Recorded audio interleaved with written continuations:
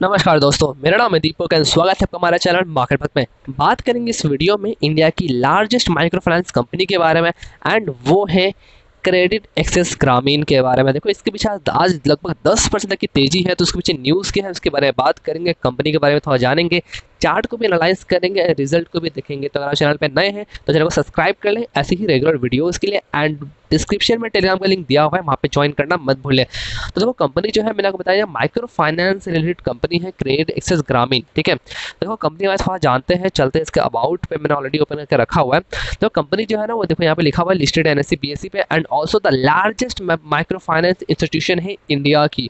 तो ये आपको एक वैल्यू देती है कि भाई आप किसी लार्जेस्ट माइक्रो फाइनेंस इंस्टीट्यूशन के बारे में बात कर रहे हो और उस पर आप बेट भी लगा सकते हो। देखो जो कंपनी है ना, कंपनी बेसिकली ये जो इनका जो टारगेट है यहाँ पे देखो लिखा है credit access Grameen targets women because they are an integral part of the family. Basically इनका ये टारगेट ऑडियंस है वो बेसिकली वुमेन्स है, कम्युनिटी है, कंट्रीज है, सोशल इकोनॉमिक इन्वायरमेंट है। इनका मानना ये है कि जो वुमेन है वो फैमिली को, कम्युनिटी को एंड सोशल इकोनॉमिक को, इन्वायरमेंट को एक अच्छा मतलब एक अच्छी तरह से उसको बनाती है, ठीक है।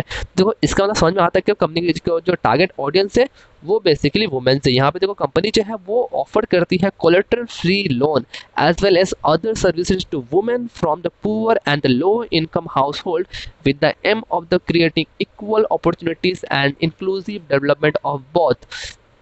कंपनी जब इसीलिए क्या है ना लोन, देखो क्वालिटेटिवली लोन देती है, तो ये तो पहली मतलब अलग ही लेवल की बात है। मतलब बहुत ही कम कंपनीज ऐसी हैं जो ऐसा सर्विस देती है, बट हाँ इनका इनका जो थिंकिंग साइड है मुझे वो थोड़ी सी इंप्रेसिव लगी, इसलिए मैं इसका आपके अबाउट के बारे में इसको बता रहा हूँ, ठीक है। यहाँ बताया कि the loan intend to help in customer raise their standard of living and break the cycle of the poverty.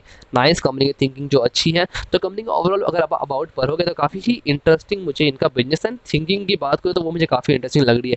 देखो इसमें आज 10% जो तेजी है वो क्यों है उसके पीछे चलते हैं हम लोग बिजनेस स्टैंडर्ड की साइट पे। और यहाँ देखो लिखा हुआ है क्रेडिट एक्सेस ग्रामीण to raise fund through issue of securities. जी हाँ, ये फंड इशू करने वाली है। यहाँ बताया गया है कि क्रेडिट एक्सेस ग्रामीण said that is board has consider and approving the terms of the condition is issued 1000 non convertible debenture. Basically debenture के थ्रू एग्रीमेंट होने वाली है, कर सकते हैं ये लोग बेसिकली 100 करोड़ रुपए की, यानी कि 100 करोड़ रुपए की डिवेंचर के थ्रू ये लोग फंड रेजिंग करने का सोच रहे हैं। इसी की वजह से स्टॉक में आपको जो भी तेजी दिख रही है वो एक 10% का उछाल मिला है एंड चार्ट पे भी कंपनी ही बहुत ही इंटरेस्टिंग लग रही है। देखो ये इसका मैंने मंथली चार्ट लगाया हुआ है। कंपनी की जो लिस्टिंग है वो ज़्यादा पुरानी की नहीं है, 2018 में ही कंपनी लिस्टिंग हुई थी लगभग 390 के भाव पे। उसके बाद स्टॉक नीचे में लो बनाता है लगभग 242 रुपीज़ का, बट वहाँ से अगर आप देखोगे तो एक अच्छी खासी अपमूव यहाँ पे हो चुकी है।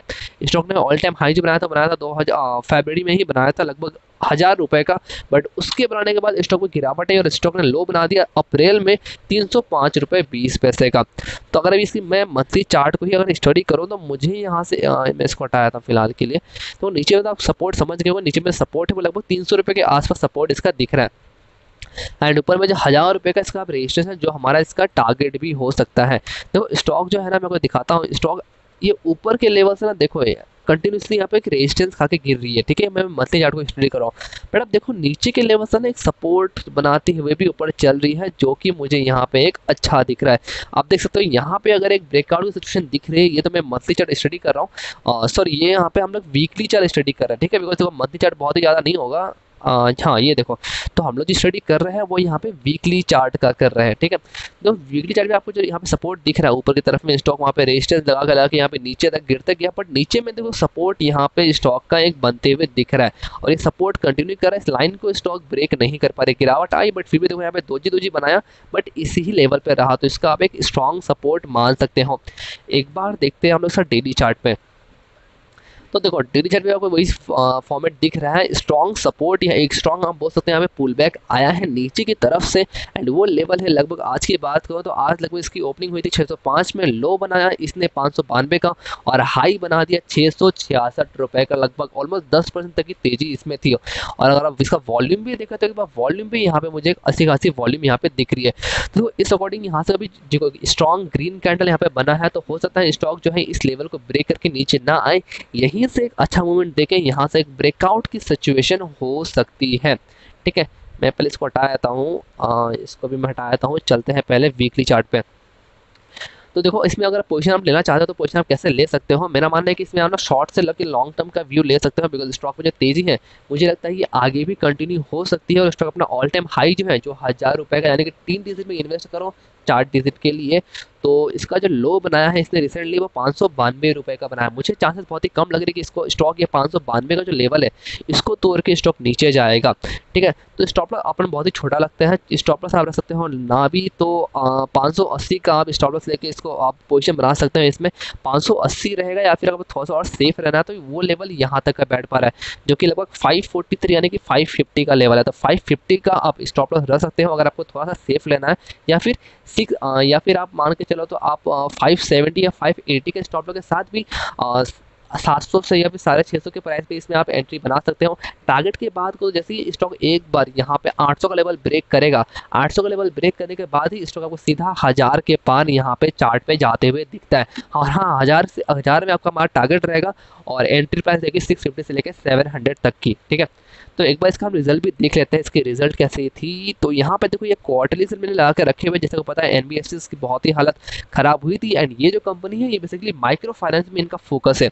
तो यहाँ पे तो नेट सेल्स में भी 14% की गिरावट आई है, ऑपरेटिंग प्रॉफिट में 11.48% की क्वार्टरली गिरावट आई है, और नेट प्रॉफिट में भी लगभग 70.74% की क्वार्टरली गिरावट यहाँ पे दिख रही है।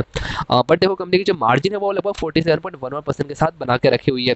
अगर हम यहाँ पे ईयरली कंपेरिजन करें तो वो भी कुछ खास यहाँ पे नहीं दिख रही है। नेट सेल्स भी देखो तो ऑलमोस्ट फ्लैट है, ऑपरेटिंग प्रॉफिट 16% से डाउन है, नेट प्रॉफिट भी 68.76% से डाउन है, और ऑपरेटिंग प्रॉफिट भी 55.42% से घट के 47% तक आती हुई दिख रही है। तो देखो यहाँ पे जो रिजल्ट मैं कहूँगा, रिजल्ट वैसे एनबीएफसी की हालत बहुत ही खराब थी तो उस तरह से रिजल्ट भी यहाँ पे खराब आती हुई दिख रही है, बट मुझे चार्ट पे यहाँ पे एक अच्छा ब्रेकआउट आते हुए दिखता है। तो उस ब्रेकआउट को प्ले करने के लिए इसमें आप इन्वेस्ट कर सकते हो, बाकी डिसीजन तो आपका ही रहेगा। ठीक है, हम लोग एक बार स्टॉक के पास की रेटिंग में देख लेते हैं। तो लगभग इसमें देखो 5 दिनों में स्टॉक में ऑलमोस्ट 4% तक ऊपर दिखाई दे रहा है, 1 महीने में देखो तो ऑलमोस्ट 2% तक ऊपर है, 6 महीने में 6%, ऑलमोस्ट 7% तक डाउन है, ईयर टू डेट में 14% तक डाउन है, 1 साल में देखो तो ये ऑलमोस्ट फ्लैट है, 5 सालों में 62% की रिटर्न, और मैक्सिमम देखो तो वो भी 62% की रिटर्न ही है, बिकॉज कंपनी उतनी पुरानी नहीं है।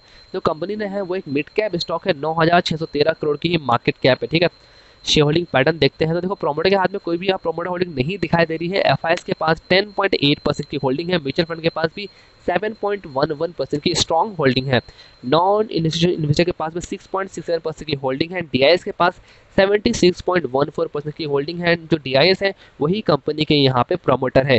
गिरवी रेखा कोई भी शेयर में है नहीं। म्यूचुअल फंड की 12 स्कीम के पास 7.11% की स्टेक है, 103 एफआईएस के पास 10.8% का स्टेक है, और promoter with the highest holding की बात करें तो वो क्रेडिट एक्सेस इंडिया के पास है 73.97% के साथ, and highest public share holding की बात करें तो वो निप्पॉन लाइफ इंडिया के पास है 3.52% के साथ, एंड इंडिविजुअल इन्वेस्टर होल्डिंग के पास 2.97% की होल्डिंग है। ओवरऑल शेयर होल्डिंग पैटर्न देखें तो यहाँ मुझे स्ट्रॉन्ग दिख रही है, म्यूचुअल फंड की भी एक अच्छी खासी हिस्सेदारी यहाँ पे बनती हुई दिख रही है।